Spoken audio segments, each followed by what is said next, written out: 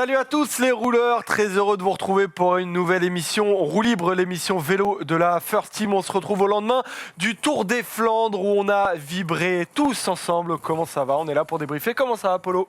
Bah écoute, tu dis comment ça, Polo? Tu regardes Robin. Exactement. Polo, lui. C'est exactement ce que j'ai fait.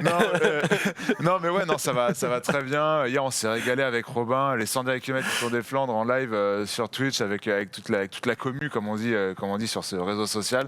On s'est régalé, on a vécu une très belle course, mine de rien. Déçu pour les Français, mais quand même une très belle course au général. Donc on s'est régalé, ouais. Et ça va très bien. Comment ça va, Robin, du coup? Ça va bien. Et ça va, vous êtes convaincu que le Tour des Flandres, c'est la plus belle des classiques maintenant? À partir du moment où tu enlèves Paris-Roubaix, oui, voilà, pas qu'on puisse comparer, ça devient facile, quoi. On peut faire le Tour des Flandres à On comparera au mois d'octobre. On comparera au mois d'octobre. Mais rappelle-toi bien comme on a vibré hier. Hein. Ouais, mais dis-toi qu'au mois d'octobre, Paris-Roubaix risque d'avoir un temps un peu catastrophique, si on touche du bois. Et là, pour le coup, on risque de vivre une classique un peu incroyable. On n'a pas grand soleil en octobre en général? Pas en France, et pas dans cette région de la France, donc on peut croiser les doigts et espérer qu'il fasse un bon temps de merde pour Paris-Roubaix. Il y avait de la pluie prévue le week-end prochain. C'est vrai. Tu me fais mal. Ça, c'est le jeu, ça.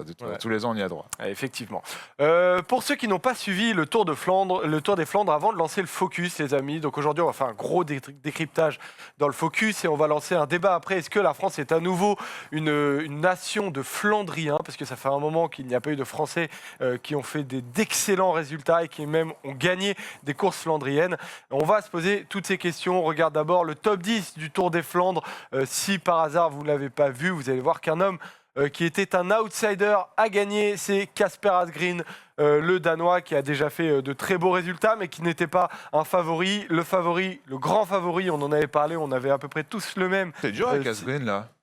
Il n'était pas favori. Non, il était quand même après il était Van der outsider, Poel et à la Philippe, je pense. Hein. Il arrivait en 4-5e dans la liste. Je pense pas te dire de grosses bêtises en disant qu'on l'avait. Personne de nous trois ne l'avait mis favori. Moi, c'était mon prono en tout cas. Oui, c'est d'accord. Dans le sprint à 2 bornes de l'arrivée, c'était le prono de voilà, c'est ça.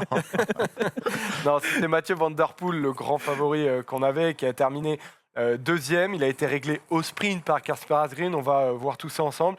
Et une équipe française se place quand même sur le podium grâce à Greg Van Avermaet, le cohort d'AG2R Citroën. Et Wout van Aert, vous le voyez, qui termine 6e. Et quand même, on a 2 Français dans le top 10 avec Anthony Turgis et Florian Sénéchal. Pour savoir tout ce qui s'est passé dans ce Tour des Flandres, suivez notre focus. C'est parti.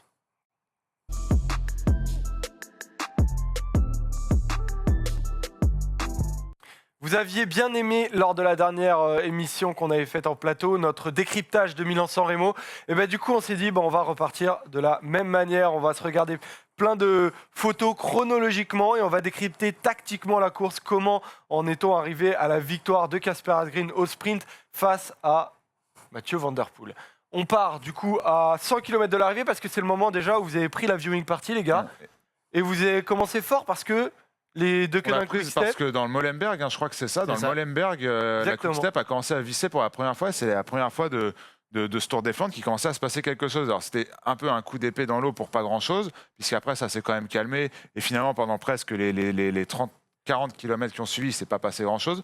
Mais avec Robin, on s'est dit, bon, on doit commencer dans 3 minutes là, mais dans le Molenberg, ça commence à visser, donc on va prendre l'antenne un peu plus tôt, on sait jamais. Si le bon coup part de là, ça aurait été con de le rater. Ouais. Et on voit, Robin, que c'est à 99 km. Et déjà, la Deceuninck qui respecte son plan parfaitement, parce que Patrick Lefevere avait dit, le manager de la Deceuninck, qu'il passerait en gros 100 km en début de course à observer, et puis voir qui était potentiellement en forme ou non, et puis à 100 km de l'arrivée, par contre, commencer à prendre la course en main, c'est exactement ce qui se passe. Oui, et je suis pas sûr tant que ça que ce soit un coup d'épée dans l'eau, comme tu disais, Paul, parce que je pense qu'ils n'avaient pas prévu non plus que ça parte à ce moment-là. Les favoris n'allaient pas se découvrir si loin, mais par contre, tu fatigues les équipiers. On sait que Quick-Step, ils ont un collectif monstrueux, on en a déjà beaucoup parlé. Il y avait hier, donc il y avait Van Lerberge, il y avait Ballerini qui ont fait le travail en premier. Ensuite, derrière dans l'ordre, on avait Lampart. Après, on avait Sénéchal. Et ensuite, on avait Alaphilippe Asgreen, le dernier, c'est vrai, je suis d'accord avec toi. la dernière partie de la fusée. Et donc, en fait, à ce moment-là, Van Der Poel, Van Aert, même d'autres équipes qui sont pas mal représentées comme AG2R, tu leur fais mal en prenant des relais aussi forts dès le Molenberg, et tu peux te le permettre avec la densité de coureurs que tu as chez Quick-Step. Finalement, Ballerini, on l'a vu bosser, je dirais, de 100 jusqu'à peut-être 70 km de l'arrivée. Il était un peu dans les coups, qui tentait de partir devant, il faisait beaucoup d'efforts, et on pouvait se permettre chez Quick-Step de le sacrifier aussi loin de l'arrivée, parce que derrière, il y avait encore du monde. Donc c'était en fait, je pense, la première partie, le premier pion placé par Quick-Step pour fatiguer les équipiers des autres favoris. D'accord, on a beaucoup mis l'accent sur cette espèce de surnombre chez Quick-Step sur lequel il devait jouer tactiquement sur la course d'hier. Et Robin l'a très bien dit, et contrairement à ce que j'ai dit tout à l'heure, c'est vrai que ça part de là pour fatiguer des coéquipiers qui n'ont pas la caisse ou le coffre que peuvent avoir l'ensemble de l'équipe Quick-Step. Et après, du coup, tu dis qu'en gros, Ballerini a roulé jusqu'à environ 70 km de l'arrivée. Il partait dans les coups aussi, oui, il voilà, sautait sur les attaques. Il faisait mal, il durcissait la course. Et le deuxième grand événement, puisqu'il y a eu un moment plus calme, deuxième grand événement, c'est à 66 km de l'arrivée, Paul, où il y a une chute dans laquelle on a plusieurs coureurs de la Deceuninck qui sont impliqués. Ouais, une chute. Alors, il y a une chute. Les coureurs de la Deceuninck ne sont pas extrêmement impliqués. On voit Asgreen qui est sur le bas-côté, Alaphilippe aussi. Et en fait, il y a eu un amassement de coureurs. Et on a eu peur que dans cet amassement, justement, Alaphilippe, qu'on voit entouré, et Asgreen de l'autre côté, soit pris dedans. Mais finalement, ces deux-là ne sont pas tombés. Ils ont été ralentis. Asgreen change de vélo. Asgreen change de vélo. Mais Asgreen, tout comme Alaphilippe d'ailleurs, ne mettent pas énormément de temps à rentrer. Et d'ailleurs, on est quoi? On est à une 12-13 km du vieux Quarmont. Et ils arrivent à rentrer quand même assez bien avant. Et la course, finalement, on va y revenir tout à l'heure, c'est vraiment là que la course commence. Donc finalement, et on le voit un peu à l'image des coureurs qui, Alaphilippe, n'était pas du tout dans le rush, il ne s'est pas du tout inquiété. C'était une équipe déjà, qu'on sentait déjà quand même assez sûre d'elle et sûre de ses forces. On voit aussi derrière Asgreen quand même deux de ses coéquipiers. Il y a Ballerini, c'est là que la fin du travail de Ballerini intervient, parce que lui, il chute un peu plus sévèrement. Et après ça, Ballerini, on ne le voit plus. Donc voilà, jusqu'à 66 km de l'arrivée, on avait Ballerini. Mais ils ont de la chance, en fait, dans ce malheur, c'est que la chute intervient, comme tu disais, Paul, à un peu plus de 10 km du vieux Quarmont. On était dans l'approche du vieux Quarmont où tout le monde savait que ça allait devenir plus compliqué, que ça allait devenir sérieux.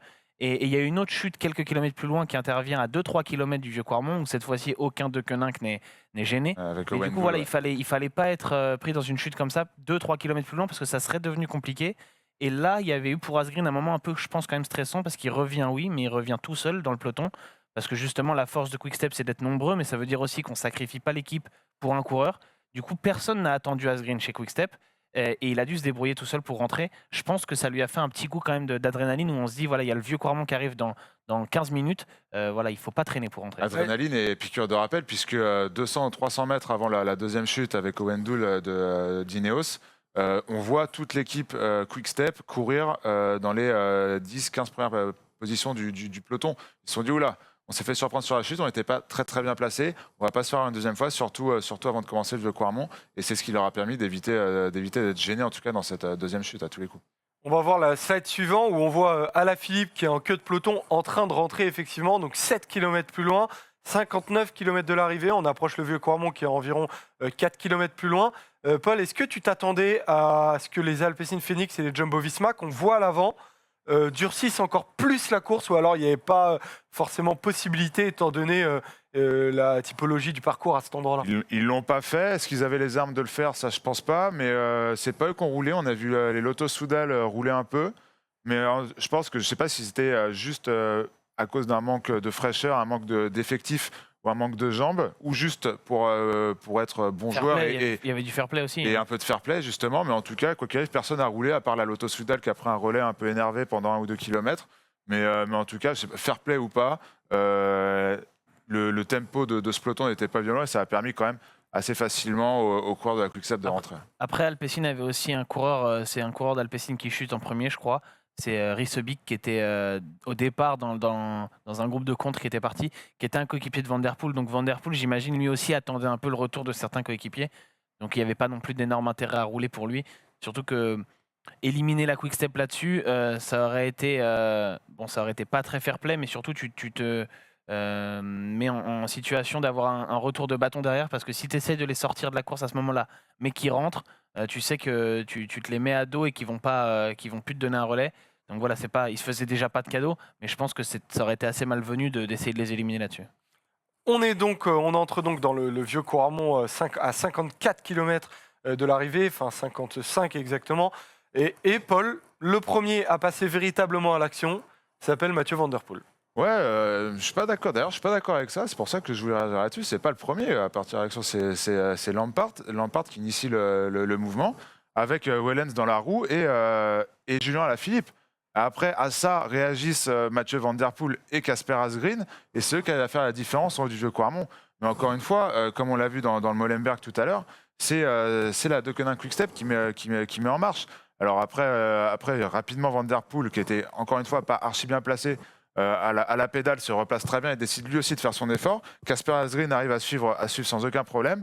Et déjà, on a un petit trou difficile à combler qui sera comblé par Wout van Aert, mais j'imagine qu'on le verra sur une slide suivante. Donc, Van Der Poel montre à tout le monde avec Casper Asgreen, voilà, très bien. On voit Van Aert qui fait l'effort derrière avec Turgis. Van Der Poel et Asgreen, sur ce deuxième passage du vieux Quarmont, montrent à tout le monde que c'est déjà les plus forts. Et c'est un peu indicateur de tout ce qui va se passer dans les 50 derniers kilomètres. Clairement, ils montrent vraiment qu'ils sont au-dessus. C'est ce qu'on a vu ensuite sur quasi la totalité des monts, où à chaque fois, on avait ce duo-là qui se détachait, quasiment à chaque fois. Et oui, on parle de Van Aert. Là, à ce moment-là, moi, je pensais qu'ils étaient en train de laisser filer. Là, tu laisses, honnêtement, tu laisses 10 secondes, 20 secondes de plus sans rien faire à Van Der Poel et Asgreen. Ils se retrouvent avec 200 mètres d'avance et je pense que tu les revois pas parce que sur le début, là, Asgreen, il a un petit doute. Est-ce qu'il roule ou pas? Est-ce qu'il relève Van Der Poel ou pas? Sachant que bon, t'es que deux, t'as aucune supériorité numérique. Et t'es pas Alaphilippe derrière. Voilà, t'as Alaphilippe, Sénéchal et Lampard dans le groupe de derrière. Et t'es bien moins bon sprinter sur le papier que Van Der Poel. Donc au départ, il relaie pas. Mais si ça cogite un peu plus derrière et qu'Asgreen se met à donner un relais, bon, bah, tu les revois plus. Ouais. Donc Van Aert fait un effort monstrueux à ce moment-là. Il place une accélération. Tout le monde suit dans la roue. Et c'est lui tout seul qui va boucher ce trou-là. C'est un moment pour moi clé parce que c'est ce qui permet la suite de la course de se dérouler avec Van Aert, avec Alaphilippe. Alors qu'on n'est vraiment pas loin d'avoir le duo qui s'échappe. Et par contre, là, on voit cette situation de course à la suite du vieux Quarmont. 1 ou 2 kilomètres plus tard, Paterberg, exactement la même situation. Et là, c'est Asgreen. Et c'est ça qui est intéressant, c'est que le Paterberg, qui est censé être plus à l'avantage d'une morphologie comme celle de Van Der Poel, c'est Asgreen qui fait le tempo encore dans ce passage, à la suite de celui-là, dans le passage du Paterberg. Et on le verra aussi à la fin que dans le Paterberg, finalement, Asgreen a été toujours mieux que Mathieu Van Der Poel. Contrairement au vieux Quarmont, c'était plutôt Van Der Poel qui donnait le tempo. Et dans le vieux Quarmont, Van Der Poel fait une vraie accélération franche. En revanche, dans le Paterberg, il accélère pas spécialement. Asgreen, il met un rythme, mais c'est pas une attaque. Et au sommet du Paterberg, pourtant, il y a encore un petit trou, cette fois-ci beaucoup plus réduit, mais encore une fois, quasiment sans le vouloir, ils font un petit écart. Et on se rend compte encore à ce moment-là qu'ils sont vraiment au-dessus des autres. Exactement. C'est dans le Koppenberg qu'il va y avoir une deuxième attaque très franche d'un Deceuninck. Paul, tu parlais tout à l'heure de l'attaque de Lampard, en tout cas de l'accélération de Lampard, à 45 km de l'arrivée. On a Julien Alaphilippe qui va à son tour passer à l'action. Et on est à 45 km de l'arrivée, Paul. Ouais, Julien Alaphilippe qui avait réussi à sortir dans un petit groupe avec justement Laporte, Sénéchal, qui sont revenus sur Marco Haller. Et Alaphilippe, dans le Koppenberg, il a réussi. Et ça, je trouve que le moment clé de la course, il est là. Parce que Alaphilippe arrive à s'esseler et à rester sans Van Der Poel et Van Aert. Van Der Poel et Van Aert sont derrière lui et n'ont pas réagi. Van Der Poel et Van Aert surveillent Asgreen. Et pour le coup, ça a donné une chance à Julien Alaphilippe de faire sa course. Et il l'a bien senti, il l'a tenté. Et dans le Koppenberg, il fait son effort. Alors, il arrive à lâcher ses coéquipiers d'échappée qu'on voit là, notamment Marco Haller. Mais derrière, ça revient fort. Et au-delà de ça, même s'il fait une très belle montée du Koppenberg, derrière, il remonte sur Bisseger, qui était échappé matinal. Et ces deux-là se font reprendre, mais vitesse grand V, par le trio Asgreen, Van Der Poel, Van Aert. Et c'est là que tu dis qu'en fait, Alaphilippe, il ne gagnera pas. Et limite, tu commences en fait à le voir ici. Là, Alaphilippe, il avait une occasion en or de tenter un coup fabuleux. Il a réussi à sortir Van Der Poel et Van Aert de sa roue pour X ou Y raison tactique. Et il n'arrive pas à transformer l'essai. Et c'est là que moi je me dis que ça commence à sentir mauvais pour le champion du monde. Le problème, c'est de s'être isolé tout seul. Il est seul devant. Il est avec Sénéchal. Oui, mais quand il attaque, il le perd. Sénéchal lui fait un bon relais sur le pied du Koppenberg. Mais en plus, voilà, le Koppenberg, c'est 22% au maximum de la pente. Ça correspond parfaitement à Alaphilippe, mais ça ne correspond pas à Sénéchal. Donc Sénéchal ne peut pas suivre. Et derrière, il se retrouve en reprenant un échappé matinal qui est cramé. Et même s'il avait fait un beau numéro. Et derrière, bah, il y a tout le monde à part les quick-step, tout le monde a intérêt à rouler pour aller reprendre Alaphilippe. Donc tu te retrouves un peu trop isolé en fait. C'était Alaphilippe seul contre tous.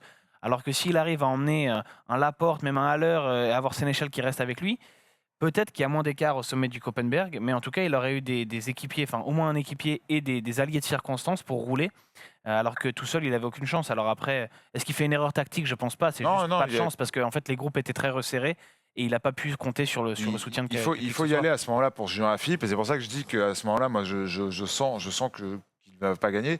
C'est qu'il est, voire au minimum aussi fort que les autres, mais peut-être au maximum finalement moins fort que les autres. Quand on voit la manière dont Van Der Poel revient, parce que pareil, on le voit pas parce qu'on est concentré sur Julien Alaphilippe, la manière dont Van Der Poel et du coup derrière lui Van Aert et Asgreen reviennent à une vitesse folle dans le Koppenberg, ces gars-là qu'on voit, les Haller, Laporte, Van Barle, ils passent le Koppenberg, le sommet du Koppenberg derrière les Van Der Poel et consorts.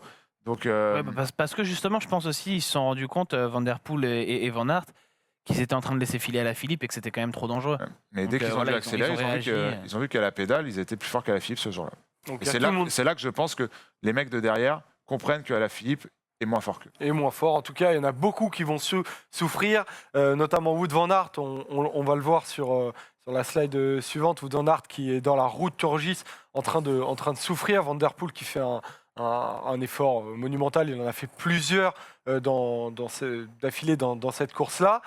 On va avancer un peu d'ailleurs et on va voir que le duo qui va terminer premier et deuxième de cette course, Asgreen et Van Der Poel, vont véritablement faire la course parce que c'est eux qui, dans le mont suivant, qui est j'espérais le dire facilement, mais il est vraiment très dur à dire, le Stiebig-Dries. Quelque chose comme ça. On valide ça. C'est Asgreen qui va accélérer, mais Van Der Poel, lui, est mal placé. Mais vous allez voir, il va faire un effort énorme. On le voit, hein, il est mal placé, il commence à souffrir, mais il va revenir dans la roue d'Asgreen, Robin, et il va en remettre une derrière. Donc ces deux-là font vraiment très mal à tout le monde, alors qu'il y avait regroupement. Oui, et c'est un moment, on en a parlé tout à l'heure, il y avait la première fois où Van Aert avait fait un énorme effort, et c'est un moment aussi où Van Aert va faire un gros effort pour une nouvelle fois garder la roue de ces deux-là. Ce qui n'a rien d'évident, on l'a vu, parce qu'ils sont clairement au-dessus des autres. Et Van Aert, encore à ce moment-là, doit, voilà, on voit exactement sur cette image, doit faire l'effort. Alaphilippe a du mal. Alors on se demande à un moment, est-ce que Alaphilippe, c'est pour laisser bosser les autres, qui laisse un écart parce qu'il ne veut pas rouler sur Asgreen? Moi, je pense qu'à ce moment-là, De Koning Quick-Step a tout intérêt à ce qu'il n'y ait pas uniquement Asgreen qui accompagne Van Der Poel.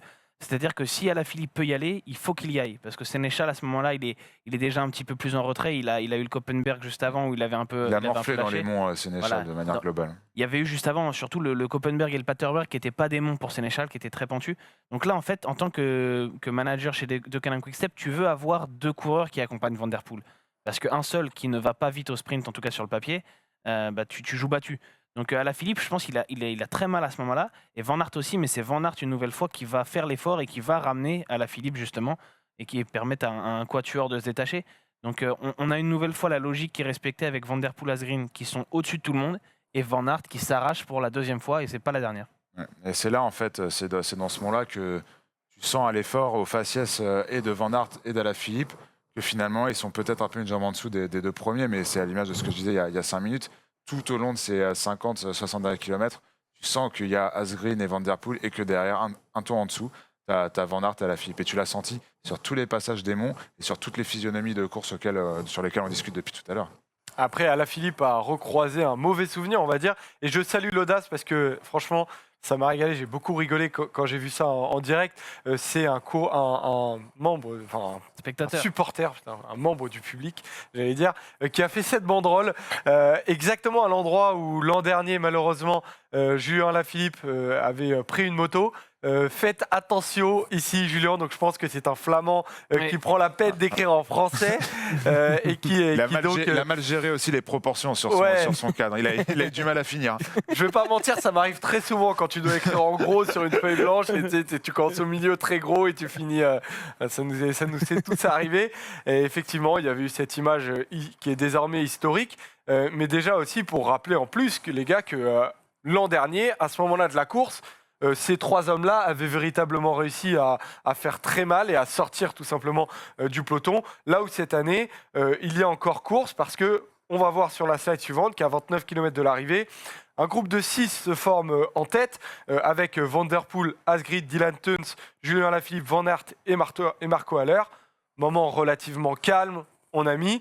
Mais 2 km plus tard, Paul, Kasper Asgreen va placer une attaque de manière très malicieuse, on va dire. Ouais, malicieuse, c'était au ravitaillement. Turgis était en train de se ravitailler lui aussi après un gros effort pour revenir. Énorme, l'effort de Turgis, c'est monstrueux. Ce qu'on voit pas, c'est que Turgis revient, a fait l'effort tout seul, a fait le jump entre les deux, entre le groupe 1 et le groupe 2. Et en fait, c'est un moment, comme tu dis, c'est un moment calme, ravito, avant d'attaquer le dernier enchaînement Vieux-Quarmont-Paterberg. Tu dis qu'il va pas se passer grand-chose, mais Asgreen... c'est en deux phases, parce qu'il y a une première attaque d'Alaphilippe d'abord, où Van Aert saute dans la roue d'Alaphilippe, et ensuite Asgreen va passer un peu plus tôt que ça. Je pense que c'est même avant la slide qu'on vient de voir. Et du coup, là, Asgreen en remet une. Et là c'est là qu'on a beaucoup discuté avec Robin hier. C'est que tactiquement, on la voit ici, l'attaque. Elle était. L'attaque d'Alaphilippe, voilà, avec Asgreen qui du coup regarde un peu et laisse bosser les autres. Une nouvelle fois, Van Aert qui fait l'effort. Donc c'est la troisième fois qu'il fait un effort violent, parce que là, on a l'impression qu'il est dans la roue tranquillement, mais il suffit de voir Van Der Poel derrière qui est en train de s'employer pour revenir. Il a fait un écart à Alaphilippe sur l'attaque. Honnêtement, elle est assez tranchante, cette attaque, sur le sommet du Kreuzberg, où en fait, juste sur le petit replat, tout le monde est en train un peu de récupérer, et Alaphilippe, lui, il en remet une. Et Van Aert, une nouvelle fois, ne le laisse pas partir, et il s'est épuisé là-dedans. Van Aert a sans cesse sauté dans les roues et faire les efforts, parce qu'il a pris ses responsabilités. On ne peut pas nier ce fait-là. Il a agi comme un grand favori qu'il était avec Van Der Poel.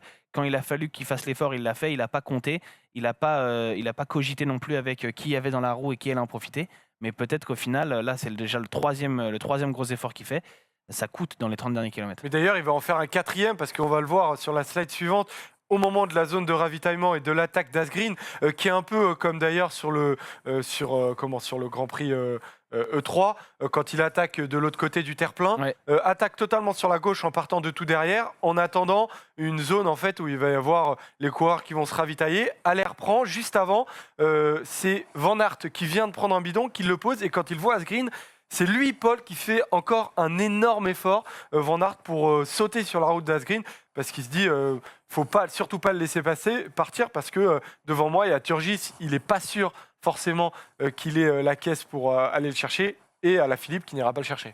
Ouais, bien sûr, quand il voit partir Asgreen, de toute façon, on l'a bien vu, même dans les monts précédents, quitte à notamment laisser partir Alaphilippe, vraiment, ils ont très vite ciblé le fait que chez Deceuninck Quick-Step, la menace c'était Asgreen aujourd'hui. Ils l'ont vu dans les premiers monts, et après ils lui ont collé au train. Asgreen attaque, Van Aert et Van Der Poel sautent dans sa roue. Et là, tactiquement, c'est intéressant parce que Julien Alaphilippe ne suit pas. C'est ça le truc qui est intéressant. Du coup, nous, je suis pas sûr que ce soit tactique. On se pose beaucoup de questions avec Robin. Et finalement, la logique voudrait qu'à partir du moment où Asgreen attaque, Alaphilippe ne bouge pas. À partir du moment où Van Der Poel et Van Aert suivent, Alaphilippe doit y aller aussi avec eux. Et en fait, du coup, comme Robin l'a dit, c'était peut-être pas tactique, avec un Alaphilippe qui avait peut-être tout donné, notamment avec cette dernière attaque en haut du Kreuzberg.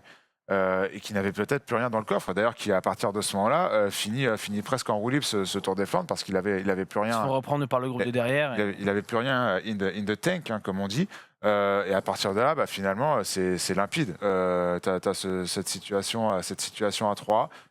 Vieux-Quarmont et Paterberg à se disputer. Ça va se jouer à la pédale. Et moi, j'ai aimé la prise de responsabilité. Alors, Van Der Poel, on est plutôt habitué, mais Van Aert qui n'a à aucun moment, en fait, quasiment cogité avec Van Der Poel, sauf peut-être le moment où Alaphilippe s'en va, en fait, à 45 km de l'arrivée. Mais sinon, à chaque fois, Van Aert a vraiment agi comme un patron, pris ses responsabilités. À chaque fois qu'il l'a fait, il a perdu. De toute façon, on en parlait il y a 2 semaines sur l'émission Roue Libre. Donc maintenant, peut-être quitte à perdre, en tout cas, essayer d'avoir rien à se reprocher. Exactement. Il a, je pense, sur cette course, rien à se reprocher. Même si on va le voir après, il se fera décrocher. Mais il a fait la course qu'il devait faire. Et en fait, il ne se fait pas piéger tactiquement. Il perd parce qu'il n'a plus les jambes. Ouais, et on le sent bien d'ailleurs sur la suite de la course, à 17 km de l'arrivée. Dernier passage du vieux Quarmont. Van Der Poel qui accélère. Asgreen qui fait un effort monumental pour revenir dans sa roue. Et finalement, on va voir Van Aert derrière qui ne peut plus suivre parce que tout simplement, il est trop fatigué, Polo. Là, ça se termine aux jambes, quoi. C'est ça, Van Der Poel attaque, Asgreen suit tant bien que mal, et derrière... il revient un peu sur le replat, Asgreen. Et derrière, il revient sur le replat, Van Aert n'en était pas capable, et tu le sentais finalement que ça allait arriver comme ça. Tu le sentais parce que tu voyais Van Aert déjà un peu à la rupture depuis tout à l'heure. Sur le plat, il arrivait à limiter la casse, mais dans les monts, il a toujours été mis en difficulté. L'attaque de Van Der Poel, Polo. L'attaque de Van Der Poel est nucléaire. Il nous a rappelé l'attaque qu'il avait mise sur Estrade Bianche. Et à ce moment-là, tu te dis, OK, Van Der Poel est imprenable. Les Paterberg, c'est encore plus pentu. C'est une situation qui va beaucoup mieux lui convenir. Et encore une fois, Asgreen arrive à s'accrocher et Asgreen semble même mieux que lui dans le Paterberg. Alors nous, avec Robin, on ne s'inquiète pas. On se dit que la seule chance pour Asgreen de gagner, ça aurait été de lâcher Van Aert avant le sprint, Van Der Poel avant le sprint. Mais ça aurait dû nous mettre la puce à l'oreille, cet enchaînement Vieux-Quarmont où il arrive à s'accrocher. Plus le Paterberg, où c'est lui qui fait le tempo. Un peu sur le Paterberg qu'on a vu. Il s'accroche, mais c'est quand même Van Der Poel qui fait la grosse attaque, tu vois. Donc c'est quand même Van Der Poel qui nous impressionne. Dans le Vieux-Quarmont, oui, mais dans le Paterberg, tu as Van Der Poel qui tire la langue et Kasper Asgreen qui a l'air mieux que lui sur des pentes qui sont censées mieux convenir. Mais dans le Paterberg, on a cette analyse, on se dit Van Der Poel n'a pas besoin de lâcher Asgreen. Il avait besoin de lâcher la même analyse d'ailleurs. Voilà, on se dit il avait besoin de lâcher Van Aert parce qu'au sprint c'était 50-50, mais il n'a pas besoin de lâcher Asgreen. Et moi, je me dis, bon, bah voilà, il va l'emmener au sprint, il a juste à le surveiller. Asgreen va peut-être tenter de lui mettre une ou deux attaques, il faudra qu'il soit vigilant. Mais voilà, Paul répétait pendant le live, il a qu'un seul coureur à surveiller, et c'est vrai que ça facilite beaucoup les choses. Van Der Poel, il avait seulement à se concentrer sur Asgreen, garder sa roue et l'aligner au sprint. Sur le papier, c'était limpide, et personne ne voyait quasiment un autre scénario.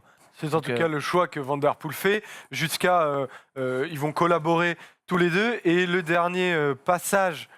alors oui, cette slide-là, c'est pour montrer que comme 40 km avant, sur ce faux plat montant juste après le Vieux-Quarmont, on a ce duo-là qui repart encore et on est exactement dans la même situation. Là, Van Aert, il n'a plus le même jeu. Et par contre, Van Aert, lui, il ne peut plus revenir. Donc les deux vont collaborer. Et Paul, on a un dernier, mais vraiment le dernier relais, passé par Asgreen, 1,4 km de l'arrivée quand même. Ouais, c'est le jeu. Asgreen a fait le travail pour vraiment être sûr de distancer Van Aert. Après, il sait qu'il est moins fort au sprint. Alors après, quand tu lis les déclarations de Kasper Asgreen en fin de course, il nous dit que lui avait tout misé sur ce sprint justement, qu'il se trouvait plus fort peut-être sur ce genre de sprint que Van Der Poel, et que lui, son objectif, c'était pas justement de tenter une attaque et de se fatiguer, mais vraiment de l'emmener au sprint.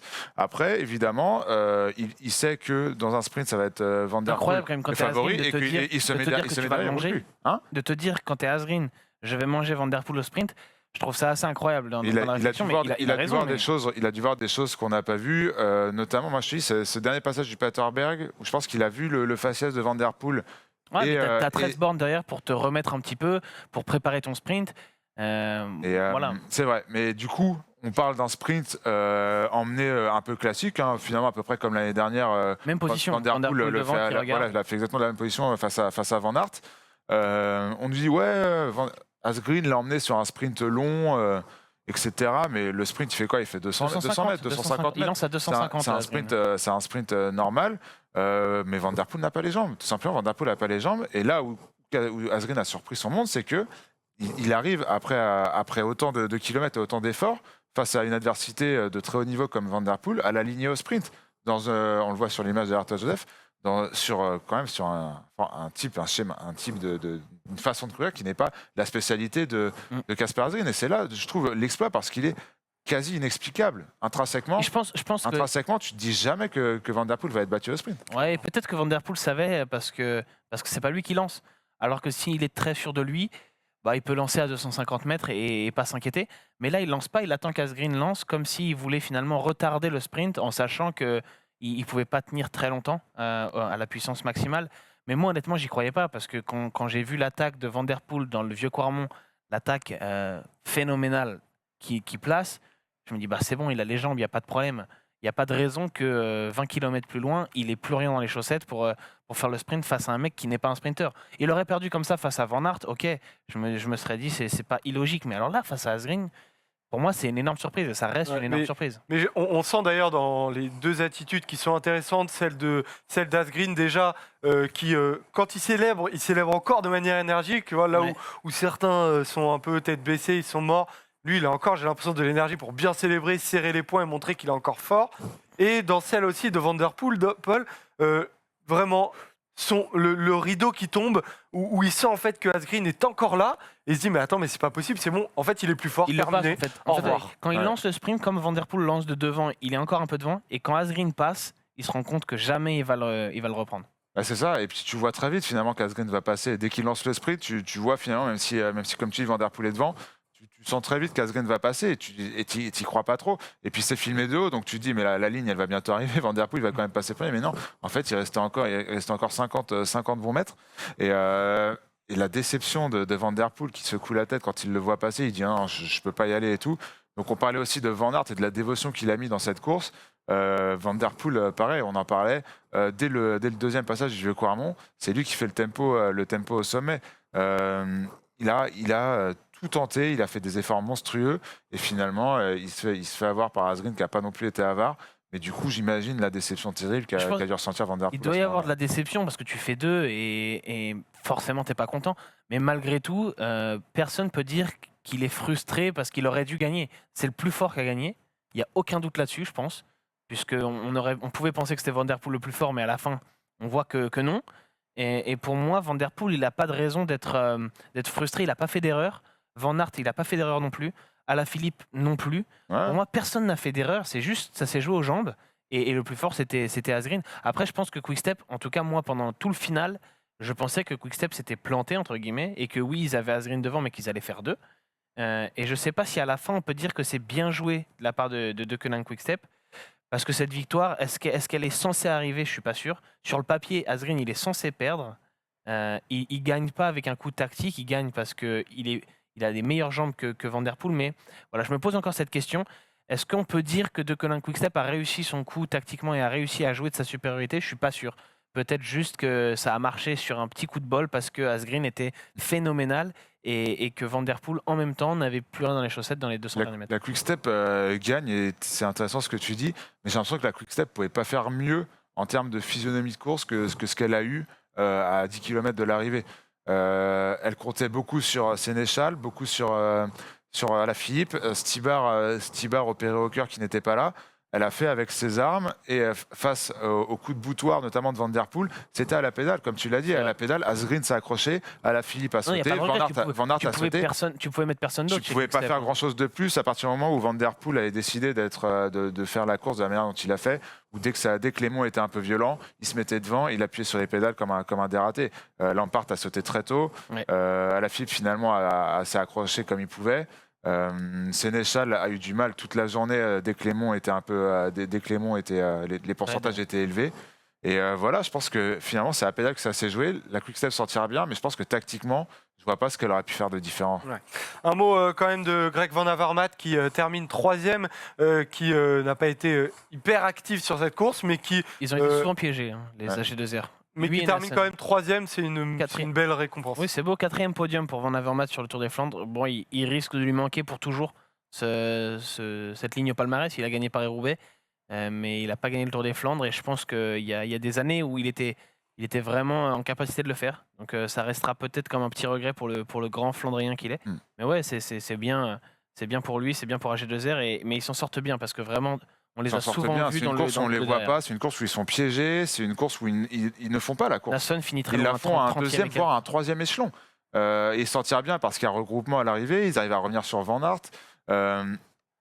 C'est une place de 3 un peu trompeuse quand même. C'est un beau podium, il le prend. Mais... Trompeuse, c'est peut-être un peu dur, mais voilà, c'est un coureur qui, pour le coup, contrairement à certaines années, là pour le coup, il a pas du tout posé sur la course, et on l'a pas vu jusqu'à ce qu'il monte sur le podium. Les deux plus forts font 1 et 2, mais celui qui fait 3, c'était pas le 3e plus fort de la course.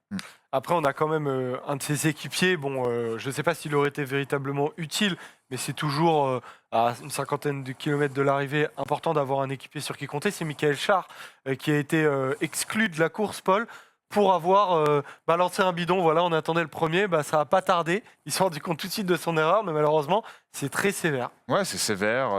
Manque peut-être manque de compréhension, manque de tact de la part de l'UCI, mais d'un autre côté, c'est une règle qui a été mise en vigueur cette semaine. Les coureurs le savent, Michael Schär le sait, puisque dès qu'il lance le bidon, il sait qu'il a fait une connerie. Mais il y a aussi le réflexe, le mec, ça fait 15 ans qu'il fait du vélo et qui balance son bidon. Et d'un autre côté, t'as l'UCI qui manque peut-être un peu de flexibilité vis-à-vis de ça. C'est quand même la première course ou l'une des premières courses. Au-delà du fait que la règle soit absurde. Voilà. Et la règle, et ça c'est un autre débat, mais la règle sont absurdes parce que si si c'est pour des questions d'écologie, tu fais pas des caravanes sur le Tour de France, tu réduis le peloton de voitures et de motos sur l'ensemble de tes courses. Voilà, c'est ça Surtout faire que un geste pour l'écologie. C'est pas jeter aussi. des bidons dans la nature. Les bidons, ils ne sont pas jetés dans la nature, ils sont toujours donnés à des petits ou à des gens sur le bord de la route. Donc ça, voilà. On le rappelle aussi, interdit désormais de donner des bidons au public pour des raisons sanitaires. Ça se tient, cette raison-là se tient. Ça se tient. Mais là, cette règle n'a pas été faite pour ça. Voilà. C'est ça qui est je la trouve un peu très triste. Et alors attends, je voulais juste ajouter une statistique, Joseph, si je peux, sur les victoires de Deceuninck Quick-Step. On nous avait demandé pendant le live hier sur Twitch et on n'avait pas la réponse à ce moment-là. Combien de fois l'équipe de Patrick Lefebvre, donc Deceuninck Quick-Step, mais avant on avait eu Mapei aussi, a gagné le Tour des Flandres. Donc sur les 30 dernières années, il y a eu 12 victoires. Et ça s'est intensifié, on va dire, au 21e siècle. Sur les 20 dernières années, 9 victoires de Patrick Lefebvre et son équipe, on va dire. On a eu Asgreen, avant il y avait eu Terpstra, Gilbert, Bonnen 3 fois, De Volder 2 fois et Tafi en 2002. Pour ce qui est du 21e siècle. On appelle ça des spécialistes, les amis. Et on va voir d'ailleurs si les Français sont redevenus des spécialistes, parce que les Français font des très belles places désormais sur les Flandriennes. Mais on va se demander si la France est à nouveau un pays de Flandriens. C'est désormais le débat. C'est parti.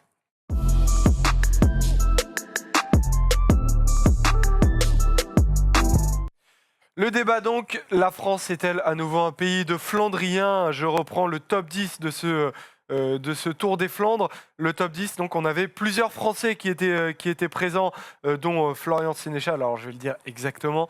Ça donnait donc Anthony Turgis qui a fini 8e, Florian Sénéchal qui a fini 9e, Julien Alaphilippe qui a fait la course. On a Laporte 11e aussi. Et on a Laporte, exactement, voilà, c'est lui le dernier que je cherchais, tout à fait, au revoir, merci.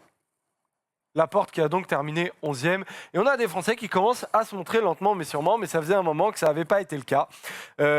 Déjà, question que j'ai envie de vous poser, est-ce que vous ressentez, Paul, je sais que toi tu es un passionné, Robin, de Flandrienne, tu as aimé le vélo par ce biais-là, mais toi Paul, un peu moins, un peu plus comme moi, par les courses à étapes.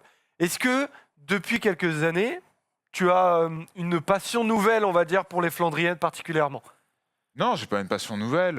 J'aime beaucoup les Flandriennes parce que j'aime les grandes courses et j'aime le spectacle. Et ces courses font aussi le charme du cyclisme. Donc, il n'y a pas de passion nouvelle. Est-ce qu'il y a un intérêt qui change un peu à partir du moment où des Français performent? Je pense que naturellement oui. Quand t'as Julien Alaphilippe qui vient jouer la gagne sur le Tour des Flandres. Même à l'image des courses par étapes aussi. T'as la passion et puis t'as l'œil aussi du supporter. Tu n'es plus dans le consultant, tu deviens le supporter à partir du moment où des Français jouent la gagne. Et c'est là que je trouve que le prisme change et ça marche aussi sur les grands tours avec une période 2000-2010 qui a été dramatique, enfin on va dire 2002-2003, 2010 qui a été dramatique pour les Français sur le Tour de France, avec un Tour de France qui était peut-être de moins en moins suivi. Ça rimait aussi avec une période un peu compliquée avec le dopage. Mais je pense que naturellement, pour moi, comme beaucoup d'autres cyclistes, fans de cyclisme français, bah évidemment, à partir du moment où sur les Flandriennes, tu as des Français qui performent, et bah, tu regardes plus les Flandriennes du même œil que tu les regardais avant, quoi. Tu les regarderas après quand cette génération ne sera plus là. Alors si par hasard vous suivez un peu de loin le cyclisme, on vous a répertorié les 10 courses pavées à suivre si par hasard vous voulez vraiment vous intéresser à ça. Bon, ce sera l'année prochaine, mais en gros... il reste le Grand Prix de l'Escaut cette semaine. Et sachant que Paris-Roubaix a été annulé. Donc voilà, on a les 10 courses qu'on vous a mis. Et c'est des courses sur lesquelles les Français, finalement, depuis 97, Robin, les Français ne performent plus parce qu'il y avait eu 2 grosses perfs en 2017, 2 victoires. Si on prend les classiques, ces classiques-là, il y a une partie qui sont World Tour et il y en a une partie qui sont des courses de deuxième division comme le Samin, qui a été remporté lui par des coureurs français récemment, mais qui n'est pas une des têtes d'affiche, on va dire, de ces courses pavées. Et oui, si on prend du coup les 25 dernières années, sur les grandes courses pavées, donc on va dire Roubaix, Ronde, E3, Gand-Wevelgem, et même à travers la Flandre, depuis que c'est devenu une course World Tour, ainsi que la Panne et le Het Nieuwsblad, on va dire ces 7 courses qui sont aujourd'hui en World Tour. En fait, il n'y a eu aucune victoire française depuis 1997, où il y a Philippe Gaumont qui remportait Gand-Wevelgem et Frédéric Guédon qui gagnait Paris-Roubaix cette année-là. Voilà, depuis, sur ces courses-là, c'est une énorme disette. Alors, à l'exception de À travers la Flandre qui a été remportée par Sylvain Chavanel, et deux pannes également, remportées par Chavanel, mais à une époque où c'était pas une course World Tour, ça n'avait pas l'importance que ça a aujourd'hui. On voit qu'aujourd'hui, à travers la Flandre, c'est placé 4 jours avant le Tour des Flandres, c'est la grande répétition et tout le monde est là. Il y a quelques années, c'était pas tout à fait le cas. Donc ça n'avait pas la même importance dans le calendrier. Donc oui, on voit que depuis 25 ans, les Français et les pavés, ça fonctionne pas. Tous les ans sur Paris-Roubaix, on nous rappelle la dernière victoire française qui est celle de Frédéric Guédon en 2017. Et on a un autre petit visuel avec les victoires françaises sur les courses pavées, donc toutes confondues, que ce soit World Tour ou pas World Tour, au XXIe siècle. Et on va voir qu'elles ne sont pas très nombreuses. Il y a quelques exceptions. On avait eu la victoire de Florian Sénéchal il y a 2 ans sur le Samin, qui était un événement pour Sénéchal à l'époque, puisque je crois que c'est sa première victoire pro. Mais c'était aussi en fait un événement en termes de Français sur les Flandriennes, puisque ça n'arrive quasiment jamais un Français qui gagne sur les pavés. On a le Samin qui est assez... Pour les Français, ça va, on va dire, au XXIe siècle, avec 5 victoires. Puis avec une start list quand même, globalement, qui est toujours bien plus faible que même les autres courses. Quand tu vois le Bruges de Panne cette année, même Arnaud Démare ne la gagne pas, parce que c'était un gros sprint, par exemple. Exactement. Et on a là-dedans, dans cette disette française, on a l'exception Sylvain Chavanel, qui gagne les 3 jours de la Panne en 2012 et 2013, à l'époque où c'est pas une classique d'un jour. Les 3 jours de la Panne se couraient vraiment sur 3 jours, donc c'était aussi un format différent. Et il gagne à travers la Flandre en 2008, à une époque où c'est pas la classique d'aujourd'hui. Donc voilà, Chavanel était vraiment cette exception, mais je pense que ça tient au fait aussi en France. Tu parlais, Polo, tout à l'heure du Tour de France, qui a été très dur pour les Français pendant une bonne décennie. Mais malgré ça, les Français et les équipes françaises continuait d'insister avec le Tour de France, entre guillemets. Et Sylvain Chavanel, qui, on l'a vu ensuite, était un formidable coureur de classique, qui a fait 2e d'un Tour des Flandres et qui était vraiment à un rien de gagner une grosse classique flandrienne. Pendant longtemps, on l'a cantonné au Tour de France. Et il en parle, je crois qu'on a la déclat, quand il était chez Cofidis, où en fait, on lui parlait montagne, on lui parlait Tour de France, comme s'il pouvait jouer quelque chose au classement général, avant de finalement comprendre un peu sur le tard que non, Sylvain Chavanel, c'était un coureur de classique. Et il fallait le mettre sur Paris-Roubaix, sur le Tour des Flandres. Il fallait lui mettre quelques coureurs autour de lui. Et il y avait quelque chose à faire. Voilà, je te laisse, Polo, peut-être en parler. Mais ça a été tardif, en fait, le réveil. On va prendre la déclin. C'est chez Cofidis, donc entre 2005 et 2008, que tout a commencé, quand Alain Deleuil, le directeur sportif, a essayé de créer une vraie structure dédiée totalement aux courses flamandes. Le problème, et là, ça revient à ce qu'on disait au début, c'est les Flandriennes, dans l'esprit des Français qui suivent le cyclisme d'un peu plus loin que nous, ils ne savent pas ce que c'est. Même les monuments, ils ne sont pas capables de les citer. Ils regarderont le Tour de France, comme ils regardent la Coupe du Monde. Si c'est un fan de sport, il regardera la Coupe de France, le Tour de France, comme il regarde une Coupe du Monde de rugby ou même de foot en fonction des affinités avec les sports. Mais il est incapable de te citer les 5 monuments. Demandons aux gens, aux fans de sport. Je ne sais pas, tu demanderas à Aymeric, Joseph ou à tes gars de Bureau Oval s'ils sont capables de citer les 5 monuments. Je ne suis même pas sûr qu'ils le puissent. Ils te diront Halloween Jones, ils te diront gestion de... Mais par contre, ils regarderont le Tour de France, ils seront capables de t'en parler parce qu'ils auront vu peut-être les 3 quarts, voire les 4/5e des étapes. Et c'est là toute la différence en France, c'est que le Tour de France monopolise en fait beaucoup d'attention. Monopolise toute l'attention médiatique. Et en France, un coureur français ne peut avoir une résonance nationale forte presque que via le Tour de France. Alors, ça s'améliore, notamment grâce au mec qui est derrière toi, Julien-Philippe, qui va chercher des grosses victoires, qui va chercher des victoires sur des monuments, une victoire sur un monument, qui va chercher le maillot de champion du monde. Mais on part de loin, quoi. On part de très très loin. L'époque, c'est depuis peut-être l'époque Hinault.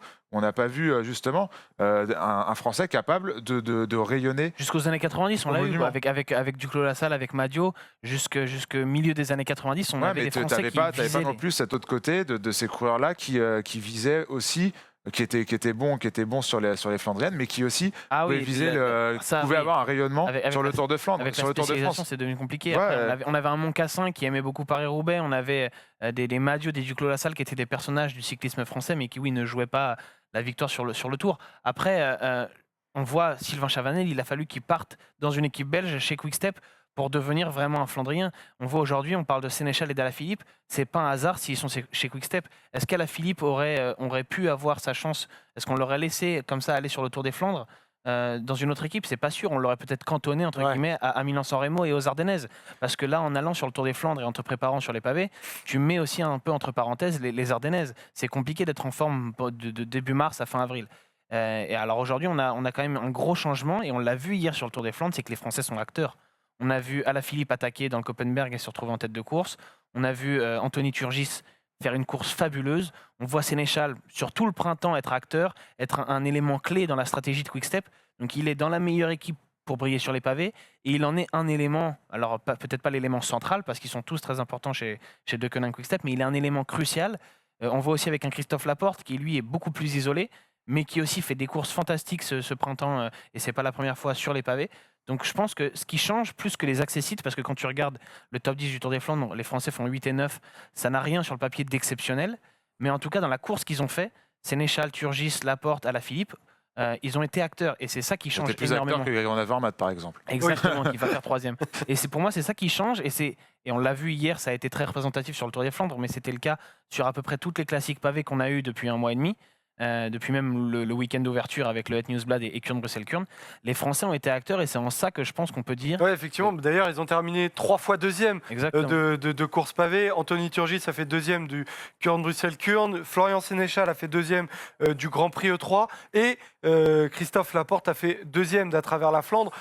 Mais ils sont 2e, mais est-ce qu'ils sont véritablement capables de gagner ces courses pavées et si un Français gagne une course pavée, Robin, selon toi, tu miserais sur qui? Est-ce qu'ils sont capables? Je pense que oui, quand tu fais 2, tu peux gagner. Alors peut-être pas comme gagnerait Van Der Poel. Oui, aucun de ces 3-là ne peut faire ce qu'a fait Van Der Poel hier dans le Vieux-Quarmont, mais gagner une classique, oui. Alors pour moi, si je dois dire le premier Français qui en gagnerait une World Tour, en sortant notamment du Samin qui a été remporté par Hofstetter et Sénéchal ces dernières années, je dirais que ce sera Florian Sénéchal. Parce qu'il est dans l'équipe où il faut être. Le collectif Deceuninck Quick-Step permet toujours à un de ses coureurs de briller. Pour l'instant, ça ne lui a pas énormément souri. Il a souvent été celui qui permettait à l'autre de briller. Mais à un moment, ça va tourner.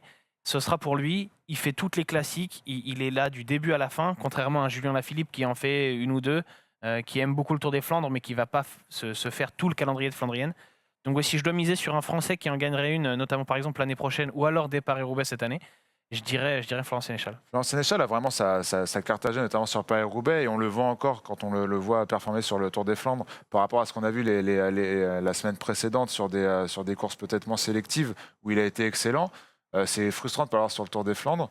Mais par contre, tu vois, tu disais si près, si loin, et je trouve que c'est bien dit, parce que sur chaque course qu'on a vue, mis à part peut-être Anthony Turgis qui se fait battre par Tim Merlier sur Kuurne-Bruxelles-Kuurne, j'ai l'impression que les autres sont quand même loin de gagner et que ces accessites, ce sont des belles places qui font des suites à une certaine physionomie de course. Regarde quand Asgreen gagne le 3, Sénéchal, il est dans le groupe, il est dans le même groupe qui se joue la gagne. C'est juste que l'attaque, elle vient d'Asgreen et pas de Sénéchal. Mais Sénéchal, pour moi, sur le Grand Prix E3, il est vraiment pas loin de gagner. Il va faire deux. Est-ce que Van Der Poel fait le même sprint s'il la joue pour la victoire ou pas? Mais ça, c'est évidemment, c'est des débats. Encore une fois, il gagne pas. Et je lisais une interview de Sénéchal qui disait que dans cette équipe, il faut quand même gagner et qu'il aimerait bien que ça arrive et que ça arrive vite. Il est très déçu de devoir participer à Paris-Roubaix. Alors après, y participer, c'est bien. Le gagner, c'est mieux. Paris-Roubaix, je crois que sa meilleure position, c'était sa meilleure place, c'était avec la Cofidis. Il fait une 12e place, il me semble. Il a le profil pour la gagner. Et Paris-Roubaix, c'est quand même un. Après, Sénéchal, ça fait 2 ans qu'il est. Je trouve, ça fait 2 années qu'il est vraiment impressionnant. Et malheureusement, l'année dernière, il n'y a pas eu de Paris-Roubaix. Et cette année, il est reporté. Donc, je pense. On va voir. Mais j'ai envie de le voir. Donc, tu mises pas sur Sénéchal, le premier Français? Non, moi, je mise. Du coup, pour y venir, je mise sur Julien Lafilippe. Julien Lafilippe, pourquoi? Parce que le Tour des Flandres, et on l'a vu l'année dernière, on l'a revu cette année, même s'il a été un peu juste, c'est une course qui est faite pour lui et c'est une course qu'il peut gagner. Comme je l'ai dit, il a prouvé les 2 dernières années. Là, ça n'a pas souri. Encore une fois, tu parlais de Sénéchal qui a permis de faire gagner les autres. Là, justement, Alaphilippe avait Asgreen avec lui. Donc finalement, la pression n'était pas autant sur ses épaules, notamment dans le final, que ça aurait pu l'être. On l'a vu finir en roue libre. Mais c'est quelqu'un qui l'a dans les jambes. Il aurait dû jouer la gagne l'année dernière. Et cette année, il était vraiment rien, entre guillemets. Voilà, ce sera Tour des Flandres ou rien. Mais quand on voit Sénéchal, ce sera Tour des Flandres ou rien. Ce sera Paris-Roubaix ou rien. Non, il peut gagner le 3, il peut gagner Grand Wevelgem, il peut gagner à travers la Flandre. On parle de monuments, on parle de moi, je parlais de World Tour, de Classic World Tour. Parce que Classic World Tour, évidemment, qu'ils peuvent le gagner. Ce serait déjà un énorme pas. Turgis aussi a fait 2e à travers les Flandres et à Van Der Poel il y a 2 ans, comme on l'a vu sur le tableau. On a les accessites. Mais là, la question, c'est est-ce qu'un Français peut aller chercher une Flandrienne, un monument flandrien? Il y aura une étape entre aller chercher Roubaix ou le Tour des Flandres quand ça fait 25 ans que tu n'en as pas gagné une en World Tour, bon, bah déjà, on va essayer de gagner, que ce soit Game, le 3, qui sont très prestigieuses, même à travers la Flandre ou la Panne. Et après, tu pourras imaginer gagner le Tour des Flandres ou Paris-Roubaix. Ouais. Si ça vient directement sur Roubaix, bon, bah chapeau. Mais il y a une étape avant qui est possible, en tout cas. Ouais, en vrai, je suis même pas sûr, parce que quand tu fais comme Turgis, et d'ailleurs on le voit derrière, ou comme Sénéchal, tu fais top 10 sur toutes les Flandriennes auxquelles tu participes cette saison, tu es logiquement dans la peau d'un des outsiders pour le Tour des Flandres, et après ça se joue à pas grand-chose. Alors évidemment, les accessites, ils commencent un peu à les accumuler, les deux coureurs, même les trois, si on compte Christophe Laporte, mais ça se joue à rien. Donc oui, d'un côté, ils sont proches, mais d'un autre côté, ils restent encore un peu loin. Ce qui leur manque, un peu de réussite. Peut-être une meilleure équipe pour Turgis, peut-être un réel rôle de leader, une réelle confiance du côté de Florence Sénéchal chez Deceuninck Quick-Step. Mais en tout cas, pour l'instant, ils n'en ont pas gagné. Ouais. Et je pense que s'il y en a un qui doit gagner, ce sera Julien Lafilippe, parce que lui, il a tout ça. Il a tout Mais ça. il fait quand même, Il a les 10 coéquipiers, il a la kilos de moins. confiance. On sait qu'il faut être un gros Flandrien, faut faire en gros 75 kilos, quelque chose comme ça. C'est historiquement à ce poids-là qu'on gagne le Tour des Flandres. Et Alaphilippe en fait 62, quelque chose comme ça. Est-ce que véritablement c'est possible de gagner un Tour des Flandres sans en plus en faire un pic de forme, parce qu'on sait que lui, il vise plutôt les Pour moi, Ardennaises. il l'a prouvé l'année dernière. Il doit aller au sprint avec Van Aert et Van Der Poel. Il aura sûrement Après, il pas restait gagné. 45 bornes. Hein. Ouais. Est-ce qu'il se serait pas fait lâcher? Est-ce que si Van Der Poel avait mis une attaque dans un démon? Il était fort l'année dernière. Oui. Et je pense pas qu'il aurait été lâché par les deux. Il aurait sûrement été battu au sprint. Après, évidemment, on va pas faire de la fiction. Mais je trouve que ces deux participations au Tour des Flandres, qui sont ses deux premières participations, hier et l'année dernière, il a prouvé qu'il faisait partie des favoris dès qu'il participait à cette épreuve. Ça, oui, mais Contrairement, par exemple, à Sénéchal et à Turgis dans je suis l'esprit. d'accord, mais moi je l'esprit mise des sur gens. la quantité en fait. Je me dis que Sénéchal, notamment, en courant toute la campagne de Flandrienne, a plus de chances d'en claquer une qu'Alaphilippe qui va se concentrer uniquement sur le Tour des Flandres. Ouais, on a vu les résultats notamment d'Anthony Turgis aussi, qui fait une très belle campagne Incroyable. de classique. Et il y a un dernier homme, c'est Christophe Laporte, qu'on n'a pas encore cité, mais qui lui n'est jamais loin non plus, 28 ans. Il a fait 11e du Tour des Flandres hier, il fait 2e d'à travers la Flandre, et après il fait 13e notamment du Het Nieuwsblad. Qu'est-ce que vous pensez de Christophe Laporte? Il est en contrat jusqu'en 2021. Est-ce qu'il est au bon endroit déjà pour en claquer une un jour? De toute façon, si t'es pas chez Quick-Step, t'es pas au bon endroit, si on peut reprendre. Parce que même hier, Alpecin, même si Yannick Vermeersch s'accroche dans un troisième échelon de la course, Van Der Poel est tout seul. Même si quand il s'appelle Van Aert a été aidé par Van Hooijdonk sur le Game, hier il était tout seul. À partir du moment, t'as les jambes ou t'as pas les jambes, surtout sur des Flandriennes. Et on a souvent reproché à l'équipe d'Anthony Turgis de ne pas avoir été assez forte autour de lui. On peut reprocher à peu près la même chose à Christophe Laporte aussi. Cependant, au bout d'un moment, si tu veux gagner, tu dois le faire seul, encore plus sur ces courses-là. Et pour le coup, Laporte, moi, ce qui m'inquiète, c'est qu'il est dans la forme de sa vie. On l'a vu sur Paris-Nice où il a été phénoménal. On l'a vu de toute façon sur toutes les courses depuis ce début de saison. Il n'en claque pas. Il en claque pas, et c'est ça qui est un peu inquiétant. Il gagne à l'Étoile de Bessèges en début de saison, mais bon, est-ce qu'on peut compter ça là? Voilà, je pense qu'il faut qu'il passe un cap. L'Étoile de Bessèges, il en a déjà gagné des étapes dessus.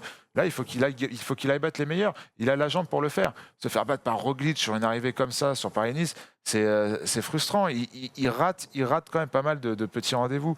À travers les Flandres, il fait pas battre par des peintres. Il fait pas battre par des peintres. À Paris, c'est Roglic. À travers la Flandre, c'est derrière Van Barle. Van Barle, voilà, qui fait un numéro fantastique. Il gagne le sprint. Mais je trouve qu'avec la forme qu'il a en ce moment, c'est frustrant de le voir faire autant de places d'honneur, alors qu'il a dans les jambes.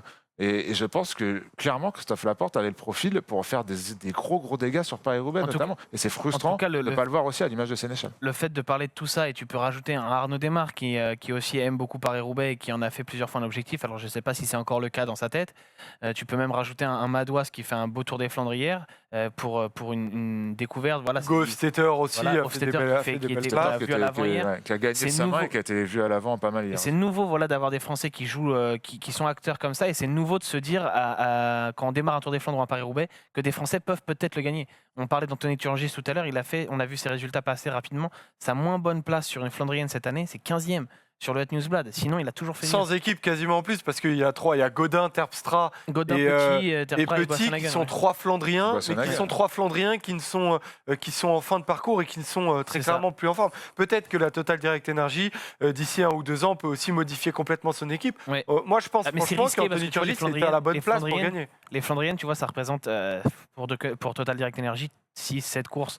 C'est dur de mettre en place une équipe et une stratégie de recrutement seulement pour si peu de courses, quoi. Ça fait beaucoup d'investissements pour un résultat qui est très hypothétique, surtout quand tu as des monstres comme Van Der Poel et Van Aert. Mais et pour une équipe qui est très ancrée française, qui a construit son image sur le Tour de France et qui doit son modèle économique au Tour de France. Donc, qui ne peut pas se permettre justement de prioriser les Flandriennes par rapport au Tour de France. Mais en tout cas, Turgis, pour terminer, moi, c'est celui qui m'a le plus impressionné sur ce printemps. Parce que contrairement à Sénéchal, qu'on attendait, on va dire, sur ces Flandriennes, moi, Turgis, je ne l'attendais pas à ce niveau. Et j'ai été vraiment impressionné par ce qu'il a fait hier, quand il fait le jump entre le deuxième groupe et le groupe Alaphilippe, Van Der Poel, Asgreen, Van Aert. À un moment, avec Paul, on était vraiment... C'était phénoménal de voir l'effort qu'il fait pour revenir. Et Adrien Petit, son coéquipier à Total Direct Energy, disait que c'est sa 4e place au Tour des Flandres l'année dernière qui lui a vraiment fait un déclic et qui lui a fait prendre conscience de ses capacités.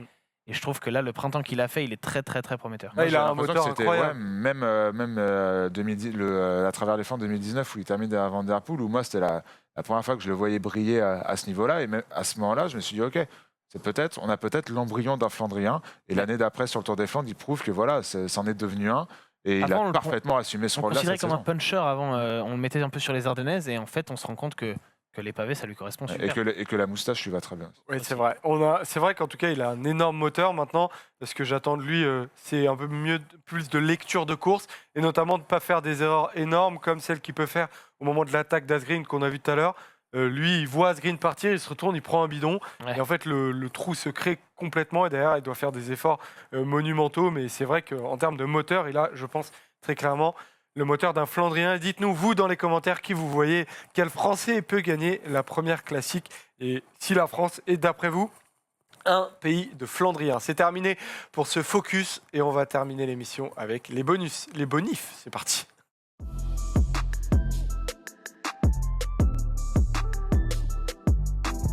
Bonif sur le Tour du Pays Basque qui commence ce lundi, et on va voir la start list avec pas mal de coureurs qui vont partir là-bas donc pour préparer les Ardennaises.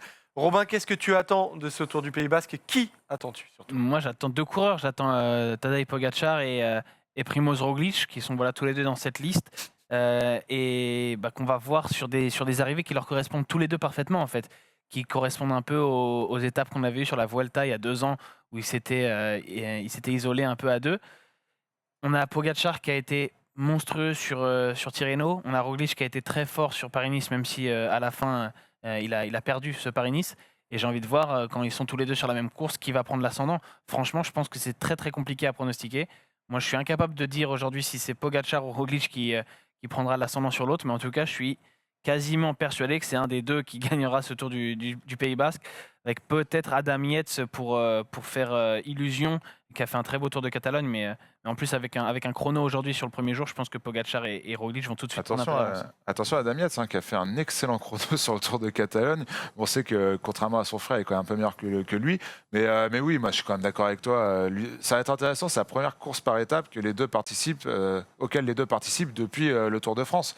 Donc ça va être intéressant, même si Roglič avait pris sa revanche à Liège-Bastogne-Liège quelques semaines plus tard.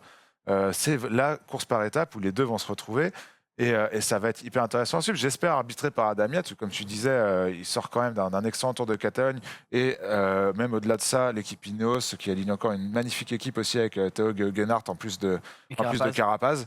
Donc voilà, le dernier vainqueur du Giro, j'allais dire le dernier vainqueur de la Vuelta aussi, mais Carapaz fait 2 justement derrière Roglič. Donc non, ça va être vachement intéressant. Et moi, à titre personnel, j'aimerais bien voir David Gaudu qu'on avait vu très bon en début de saison, mais qui s'est blessé et qui a eu du mal sur Paris-Nice. C'est son retour à la compétition pour ce Tour du Pays Basque. J'aimerais bien voir où est-ce qu'il en est physiquement. On sait qu'il va participer notamment aux Ardennaises aussi, dans le but de préparer le Tour de France. Ce sera intéressant de voir où est-ce qu'il en est physiquement, l'espoir français.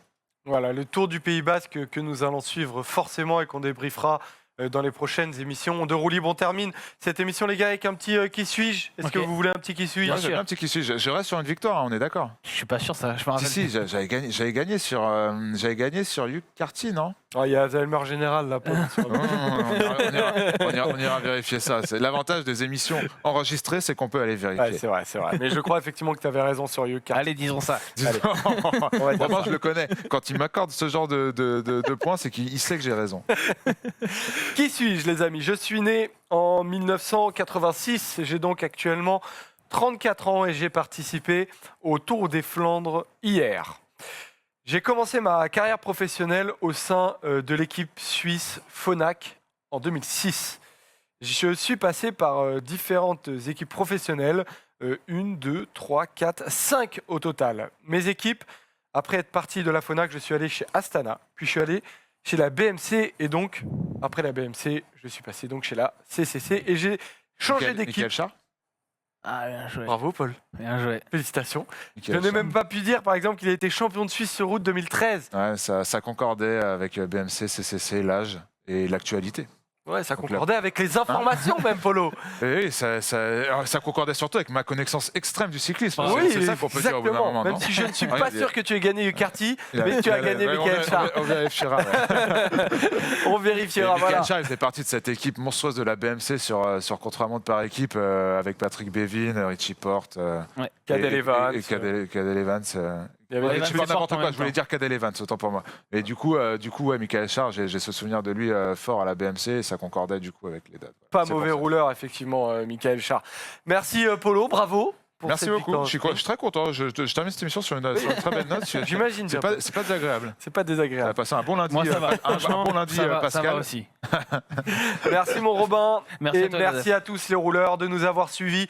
On se retrouve très rapidement pour une prochaine émission. On vous tient au courant comme d'habitude sur nos réseaux sociaux. Bisous les rouleurs. Ciao, ciao.